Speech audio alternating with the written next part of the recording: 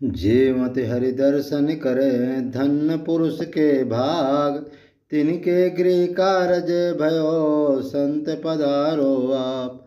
बोलो मधुरी शिवा श्री हरे, चित्रकूट धाम की जय, कामतानाथ जी की जय, समस्त चित्रकूट धाम की जय, बावन द्वारे की जय, अनंत कोट वैष्णव की जय, दाता भोक्ता की जय, रसोई भंडारी की जय, देने वाले भक्त की जय। और जिस महात्मा को होता स्वर्गीय श्री बालक दास जी की जय, उनके माता पिता की जय, उनके भाई बंधु की जय, उनके गुरु गोविंद की जय, उनके सब परिकरों की जय, उनके चेला चौपड़ की जय, सुदामा कुटी की जय, नीम करौली वाले सरकार की जय, परमहंस श्री गंगा रामदास जी की जय, परमहंस श्री बेनी माधवदास जी की जय, परमहंस श्री राम मंगलदास जी महाराज जी की जय, संपूर्ण अयोध्या धाम की जय, सरजू माई की जय, राम जन्मभूमि की जय, अनंतकोट वैष्णव की जय, कामदगिरि भगवान की जय, मंदाकिनी की जय, टाटी घाट की जय, टाटी घाट के सभी संतों की जय, अनसुईया जी की जय, गुप्त गोदावरी की जय, चार धाम की, चार संप्रदाय की, बावन द्वारे की, अनंत कोट वैष्णव की, दाता भोक्ता की, जो जो इसमें सहयोग किए हुए हैं सभी भक्तों की जय, और उनके माता पिता की जय, उनके भाई बंधु की जय, उनके गुरु गोविंद की जय। जय जय सीताराम, जय जय सभी संत लोग प्रेम से पाओ। हाँ, एक सूचना हमको बाकी रह गई है। आज हम आपको वो चीज़ बताते हैं। देखिए, आज अक्षय नवमी है। अक्षय नवमी को उसको आंवला नवमी भी कहते हैं। आंवला नवमी, अक्षय नवमी का अर्थ ये होता आज के दिन आंवला के नीचे घर परिवार के लोग पूरा सदस्य को जाना चाहिए, आंवला के नीचे आंवला की पूजा करना चाहिए, आंवला की और आंवला एक आंवला खाना भी चाहिए, और आंवला के नीचे रसोई बनाना चाहिए, भंडारा बनाना चाहिए। और हो सके तो लकड़ी में बनाए, नहीं तो अपना सिलेंडर ले जाओ, वहाँ बढ़िया से बनाए, पूरा सब परिवार वहीं भोजन करे और आंवला का पूजन करे, और आंवला से प्रार्थना करें कि हे प्रभु, इसी तरह का हमारे पूरे परिवार को आप सुखी रखिए, जिससे अगले वर्ष हम फिर आपके जो है शरण में आ करके आपके नीचे बैठ करके अब भोजन करें। ऐसा जो है आंवला से प्रार्थना करके वहीं सब परिवार पाना चाहिए। और एक चीज़ और है, और आज के दिन जो संतों आज, अच्छा एक चीज़ और, यदि उसी दिन आंवला के दिन, आंवला नवमी के दिन, अक्षय नवमी के दिन, आज के दिन जो भी भक्त वो माने परिवार को तो खिलाता, बहुत अच्छी बात, उसी के साथ यदि कोई बैरागी विरक्त संत को खिला दे तो सीधा अक्षय, उसका जो पुण्य होता है अक्षय हो जाता, जो कभी नष्ट नहीं होता, और 1000 जो है संत सेवा का फल मिलता है। लेकिन जो है संत जो है बड़े दुर्लभ, हर जगह तो मिलेंगे नहीं, संत केवल चित्रकूट धाम में ही, माने धामों में ही मिलेंगे। तो इसलिए आप लोगों, यदि आप नहीं करा सकते तो आज अक्षय नवमी के दिन चित्रकूट के संतों को, जो जंगल के महात्मा जो पंगत कर रहे हैं, ऐसे संतों के नाम से यथाशक्ति जो है अपनी कमाई का दशांश यथाशक्ति अच्छा देते रहिए। ये और तुम्हारे नाम से, देखो अब एक एक व्यक्ति का तो नाम नहीं बोला जा सकता है, इसलिए आप लोग, अच्छा एक चीज़ और है, जो व्यक्ति जिसके नाम से जो पैसा रुपया दे दिया जाता है वो उसका नाम बोला जाए चाहे ना बोला जाओ, ऑटोमेटिक परमात्मा क्या वो लिख जाता है। और एक चीज़ और है, जो लोग सोचते कि हमारा नाम नहीं बोला तो दुखी ना हो, जितना गुप्त दान रहेगा उतना उसका पुण्य बढ़ता है। देखो, गुप्त दान करोगे तो अगले जन्म भी मिलेगा और परलोक में भी स्वर्ग भी मिलेगा, बैकुंठ में। और यदि आप सोचे हमारे नाम का जयकारा हो जाए, हमारा नाम लिख जाए, तो इससे क्या होता है कि यहाँ तो ठीक है 10 लोग आपको जान जाए, लेकिन परलोक के लिए वो पुण्य खत्म हो जाए, चाहे यहाँ जस ले लो चाहे वहाँ ले लो। और हमारे दादा गुरु परमहंस श्री राम मंगलदास जी कहते हैं कि यहाँ की कीर्ति और यहाँ के जस के चक्कर में ना पड़ो, यहाँ तो 4 दिन का जस है, इसलिए यहाँ की इज्जत और जस को लात मारो, उस परमात्मा क्या है इज्जत देखो कि जहाँ हमको हमेशा रहना। तो यदि ऐसा करोगे तो मरने के बाद आपकी ऊंची से ऊंची सदगति होगी और सीधा भगवान के धाम आप जाएंगे। और एक चीज़ और है, और आज के दिन अक्षय नवमी के दिन जो संतों का भंडारा करता है, जो संतों का राशन वितरण करता है, और जो संतों को दान पुण्य करता है, जो माने यथाशक्ति दान करता है, संतों को करता है। देखो, संत की महिमा परंपार है, क्योंकि कहते संत की महिमा वेद न जाने, जेता सुना तेता बख्याने। संत की महिमा कहते वेद भी नहीं जानता, और दूसरे की क्या बात। ले संत सेवा सर्वोपरि सेवा है। और इसमें जितने ये संत पार है, इसमें अधिकतर संत जंगल के महात्मा हैं, टाटी घाट के महात्मा हैं, उनकी विदाई भी लगभग जो है इसमें जो है एक एक महात्मा को हमने 160 रुपया विदाई दी, किसी किसी को 200 रुपया दिए। वैसे तो सबको जो है लगभग 50 रुपया तो सबको दिया गया। जो महंत टाइप थे उनको भी 100 रुपया दिया गया। टाटी घाट के महात्माओं को विशेष विदाई रहते, क्योंकि वो बेचारे 20 किलो 25 किलोमीटर 15 किलोमीटर से आते हैं, तो उनकी विदाई ज़्यादा होती, क्योंकि घोर जंगल में रहते हैं और जहाँ शेर बाघ रहते, ऐसे जंगल में संत लोग रहते हैं, इसलिए इनकी सेवा का फल इतना फल है जिसका वर्णन नहीं किया जा सकता है।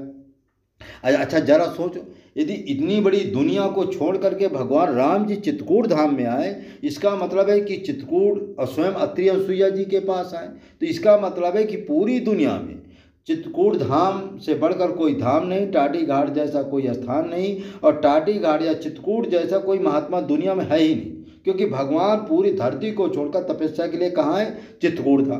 इसका मतलब है कि चित्रकूट जैसी धरती दुनिया में कहीं नहीं है, इसलिए चित्रकूट तपलोक कहिए राम जी पूर्ण ब्रह्म है। तो इसलिए यहाँ अत्रि अनसुईया ने अपने तपोबल से ब्रह्मा विष्णु महेश को बालक बना लिए थे।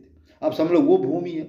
यहाँ पर जो संतों को दान किया जाता है, और आज के दिन दान का विशेष महत्व होता है, इससे किसी भी दान दिया जाए। अच्छा एक चीज़ और एक संत ने कहा कि लोग कहते हैं कि महाराज जी थोड़ी बहुत सत्कर्म कर लेते हैं, महाराज जी ये कामना पूरी नहीं होती वो काम।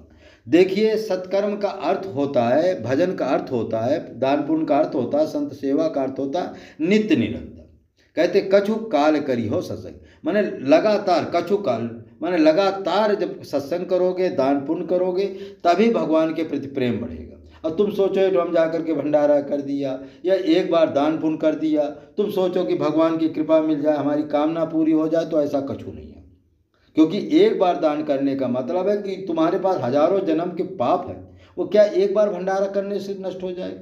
क्या एक बार दान करने से नष्ट हो जाएगा? ऐसा नहीं। तो आपको जीवन भर जो है एक सत्कर्म करते रहेंगे तभी सारा पुण्य मिलेगा, अन्यथा नहीं मिलेगा। और इस तरह से जो सत्कर्म करेगा। अच्छा हमने बार बार एक चीज़ और कहा कि जीवन भर जब माने जीवन भर अपनी कमाई का दशांश संत सेवा में खर्चा करेंगे, या स्वयं आकर के खर्चा करेंगे, या जैसे हम भंडारा करते हैं, राशन वितरण करते हैं, गरीब संतों का दवा इलाज भी कराते हैं, कुटी कुटी में जाकर राशन वितरण करते हैं। जब जीवन भर सत्कर्म करोगे तभी आपको स्वर्ग मिलेगा, तभी आपको वैकुंठ मिलेगा, तभी आपकी कामनाएं पूरी होगी, और तभी आपको जो है भजन में मन लगेगा, तभी ठाकुर जी या हनुमान जी का कुछ अनुभव, खैर अनुभव तो इतना सरल नहीं है, इतना जल्दी नहीं होता अनुभव, तो जब कोई सिद्ध महात्मा मिलेगा और उनके द्वारा जो गुरु मंत्र लेकर के भजन पूजा करोगे तभी ठाकुर जी का अनुभव होगा। बाकी दुनिया में ऐसा कोई सत्कर्म नहीं है जिसके द्वारा आपको ठाकुर जी की अनुभूति हो। कहते हैं तो इसलिए सद्गुरु की खोज करना ही पड़ेगी। ये तो सब सत्कर्म है। साधु संतों की सेवा करोगे स्वर्ग चले जाओगे, वैकुंठ चले जाओगे, हाँ उनके ज़्यादा आशीर्वाद मिल जाएगा, संसारी कामनाएं पूरी हो जाएगी, लेकिन भगवान नहीं मिले। भगवान तो सद्गुरु के द्वारा ही मिलते। सद्गुरु के पास जाना पड़ेगा, उनकी सेवा करना पड़ेगा, उनसे गुरु मंत्र लेकर के मंत्र का जप करोगे नित्य निरंतर। इसके बाद भी अपनी कमाई का जो दशांश संत सेवा में लगाते रहोगे, तब जाके कुछ ठाकुर जी की अनुभूतियाँ होगी। अभी एक भक्त ने पूछा कि महाराज जी वो लहसुन प्याज खाने वाला व्यक्ति क्या तुलसी की माला रुद्राक्ष पहन सकता है? तो इसका उत्तर ये है कि भैया देखो, यदि आप रुद्राक्ष की माला पहनते, रुद्राक्ष पहनने वाले के लिए तो लहसुन प्याज कोई निश्चय नहीं खा सकता, लेकिन यदि आप तुलसी पहनते, तुलसी पहनने का मतलब है आप गुरुमंत्र, आप गुरुमुख हो गए। जब गुरुमुख आप हो गए, गुरु मंत्र ले लिए, तो आप जो है लहसुन प्याज नहीं खा सकते हैं। और यदि लहसुन प्याज यदि खाना भी है, यदि कोई डॉक्टर कह दिया दवा के रूप में, तब तो ठीक है भाई, थोड़ी बहुत माने प्याज वो भी नहीं खा सकते, लहसुन थोड़ी बहुत खा सकते, क्योंकि लहसुन में कई जो है औषधि गुण है, तो इसलिए आप जो है ऐसा कर सकते हैं। और एक चीज़ और हम बार बार कहते हैं कि संत की महिमा श्रेष्ठ क्यों है? क्योंकि पूरी रामचरितमानस में भगवान ने कहा कि मोते अधिक संत कर ले। भगवान कह रहे हैं यदि कोई मुझसे बड़ा है तो संत बड़ा है।